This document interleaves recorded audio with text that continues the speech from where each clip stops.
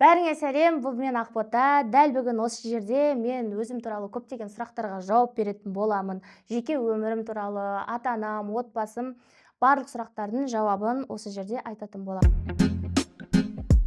Тоқташы, қарастырып алайыншы. Кіммін мен? Дәл қазіргі таңда мен блогермін, әлеуметтік желіде, яғни Instagram, TikTok'ты белсенді жүргіземін. Ал отбасыма келетін болсақ, отбасымда мен жалғыз қызбын.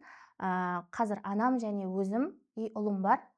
Ана орнына ана, әке орнына әке болып жүрген Ақбота менмін.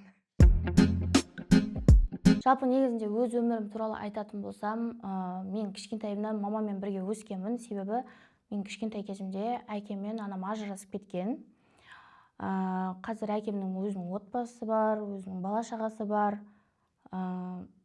Негізінде мен тұрмысқа шыққанға дейін араласып, хабарласып тұратынбыз.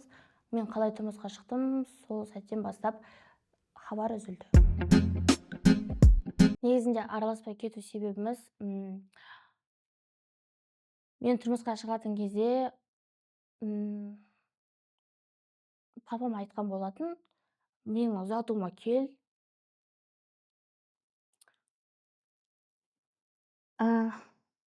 Мен осылай тұрмысқа шығайын деп жатырмын, менің ұзатуыма келіңіз. Әкесі бар адамдар сияқты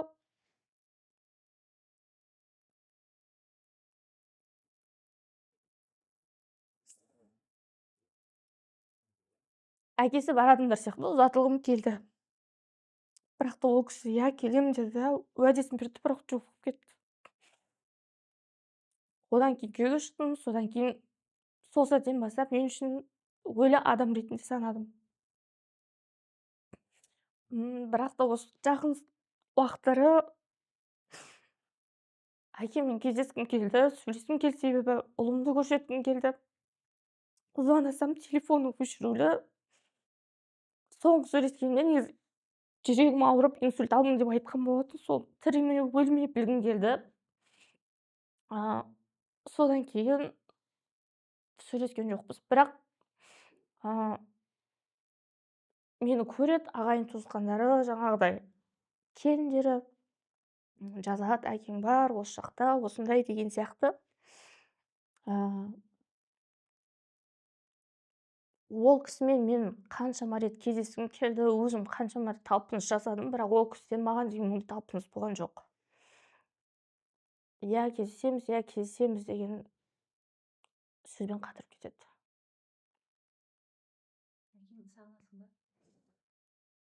Иә, сағынам, көргім келеді. Ол кісі болмағанда мен дүниеге келмес едім ғой. Жалпы негізінде осы анам, әкем туралы айтатын болсақ, бұрынғы өткен өміріме қарап, қазір шүкіршілік айтамын. Мен сол кішкентай кезімнен осыншама барлық қиыншылықты да, жоқшылықты да көріп өскеніме, ерте есейдім былай айтқанша. Сол 4-5 класста жұрттың қыздары далада ойнап жүрсе, мен мамаммен отыратынмын. Сондай нәрселердің арқасында қазір оңымды, солымды ажыратып білемін. Жалпы айтқанда, сол нәрселер мені кәдімгідей пісірді. Мен үшін үлкен бір өмір жолы болды. Соның арқасында қазір біраз жетістіктерге де жетіп отырмын. Мүмкін сол нәрселерді көрмегенде мен қазір бұндай болып отырмас едім. Сөйтіп былайынша өзім деп салыстырып көремін. Толық отбасыда шықсам, может, мен қазір бір Ақбота болмас едім, ұлым болмас еді деген сияқты, жетістіктерім болмас еді деген сияқты. Жалпы мен мамамның көзі көрмейтін, ол рас нәрсе. Себебі бастан бастап айтып беретін болсам, иә, Инстаграмнан көбісі жазып жатады ғой, маманың көзі көрмейді деп айтқан едің, бірақ жүр ғой, осылай деген сияқты. Елдің ойынша көзі көрмейтін адам көзіне очки киіп алып, немесе көзі жұмылып, ештеңе істемей, осылай таяқпен отыру керек сияқты да, олар солай елестетеді. Менің анам ол туылғаннан көзі көрмей қалған адам емес, жұмыс жасап жүріп, аяқ асты күтпеген жерден көзі көрмей қалды. потому что ол туғаннан болса, ол солай отыруына болатын еді. Жарық дүниені көрмеген, әріп танымайтын, менің анам жүгіріп жүрген, көріп жүрген, жазып жүрген адам болғандықтан ол элементарно ми жақсы жұмыс жасайды, ненің не екенін біледі, сезу және де есту жағынан жақсы болады ғой ондай кісілер. Сол жағынан қазір енді өз тамағын өзі алып жейді, өз қажеттісін өзі жуа алады. Тек қана жаңағы көрмейді, сұлба көреді, болды. Солай. Жаңа айтып жатырмын ғой енді, аяқ асты жұмыс жасап жүріп көрмей қалды деген. Мен негізі анам бұрын әскери адам болған. Қаншама еркектердің арасында военчастьта жұмыс жасап, солайынан қалай айтады, сөйтіп жұмыс жасап жүрген адам болатын.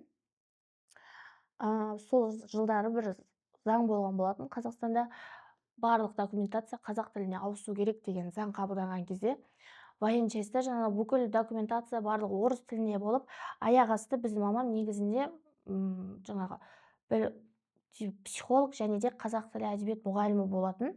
Сол себепті сондай барлық міндетті мен мамама беріп қойған болатын. Сөйтіп мамам азаннан кешке дейін компьютердің алдында отырып, күн түн демей переводтап шығатын жаңа документациялардың барлығын. И одан кейін өзі очки киетін болатын, близорукость деп айтатын, бірақ ондай қатты емес. И сонымен сол моменттерде күні түні нарядқа түсті, перевод болды, қарбаласып кетіп, грипповать етіп ауырып қалды. Сөйтіп грипповать еткен кезде военныйда ол жібере бермейді, болмашы нәрсеге деп жібермей қойған кезінде построениеде тауып қалған. Построениеден алып кеткен медротаға барады, сөйтіп үйге келеді, таңертең ұйқысынан оянса көзі көрмейді.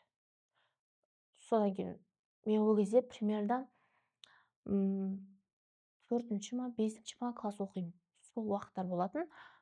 Ұйқысынан тұрса көзім көрмейді деп айтады маған. Мен басында қабылдаған жоқпын, ондай прикол ретінде айтып тұрған шығар маған деп. Сөйтіп кәдімгідей айтты да, ота мен көзім көрмей тұр деп.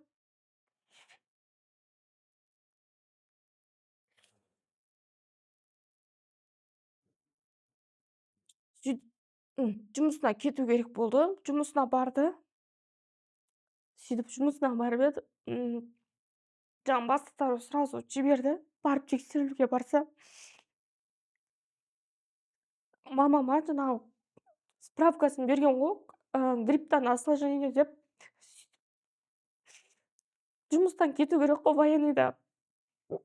Сөйтіп бастығына барып осылай справкасын көрсетсе, поздравляю, ты на всю жизнь инвалид деп мамама жаңағы қағазды көрсеткен ғой.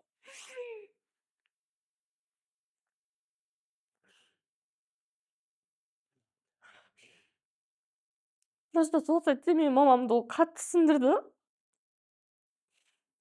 Содан кейін мамама ем қабылдадық, барлық нәрсені жасадық. Сөйтіп жүріп мен кәдімгідей ерте есейіп кеттім. Аяқ асты көрмей қалған соң жаңағы құлақ не деген нәрсе бәрі бірден болмайды ғой, ол біртіндеп. 4-5 жасымнан тамақ істедім, жаңағыдай мамама қарап, барлығын өзім бірден айтқанда сол үйдің әйел рөліне, ана рөліне мен кіріп кеттім. Ал мамам менің рөліме кірді. Сабағымды жаңағыдай барам, қайтам, сабақтан ерте қайтуға тырысамын, газға күйіп қалмасын, не болып қалмасын деген нәрселермен. Сөйтіп военчастьта жұмыс жасап жүрген кезінде мамам көзін көрмейтінін пайдаланып, қағазға қол қойдырып алған. Бұл менің военныйда жүрген кезден тапқан нем емес деген сияқты 1-2 ай задним числомен шығарып жүрген ғой. Сол моментте негізінде военныйда ондайдан кетсе біраз жағдай жасалынады, бөлінеді деген сияқты сондай жағының барлығынан айырылып қалды. Одан кейін жаңағыдай мүгедектерге қарасатын ұйымға барды. Сөйтіп жүргенде 8.000 теңге айына соған күн көріп жүрдік. 2 жыл ма, 3 жыл ма 8.000 теңгеге айына күн көрдік. Мен үшін ол кәдімгідей не болды. Сол моментте кәдімгідей кімнің қызысың, Райханың қызысың деп жүрген сәтте, кімнің қызысың, жаңағы көзі көрмей қалған Райхан ба, соның қызы деп көбісі мен и так әкесі жоқ деген сияқты не жағдайы төмен отбасы деп есептелетін еді ғой. Оның үстіне одан сайын давка болды. Жаңағыдай барлығы құрбан айт жасап бізге әкеп береді, пәтер садақаларын әкеп береді. Сондай нәрселер қатты намыстанатынмын ол нәрсеге. Себебі көбісі андай шын ниетте бермейтін да. Біздің мамам кәдімгідей бүйтіп жүріп қалған адам болған соң өздерін бір жоғары санау үшін сондай ниетте келіп подругалары болсын, сәл төмендетіп беретін сол нәрсені. Содан кейін операция барлығын жасаттық, бірақ ешқандай мүмкіндік болған жоқ оның көзін көрсетуге. Себебі грипптан көзі көрмей қалу ол 1000-нан 1 адамға келетін сондай бір диагноз екен. УВИ деген сондай қаражығын барлығын ауыстырдық, бірақ ешқандай нәтиже болған жоқ. Ал енді біраз сұрақтарыңызға жауап бердім деген үміттемін. Егер де қандай да бір сұрақтарыңыз болып жатса, комментарийға жазып кетіңіздер. Келесі видеода жауап беретін боламын. Және де осы каналға тіркелуді ұмытпаңыздар.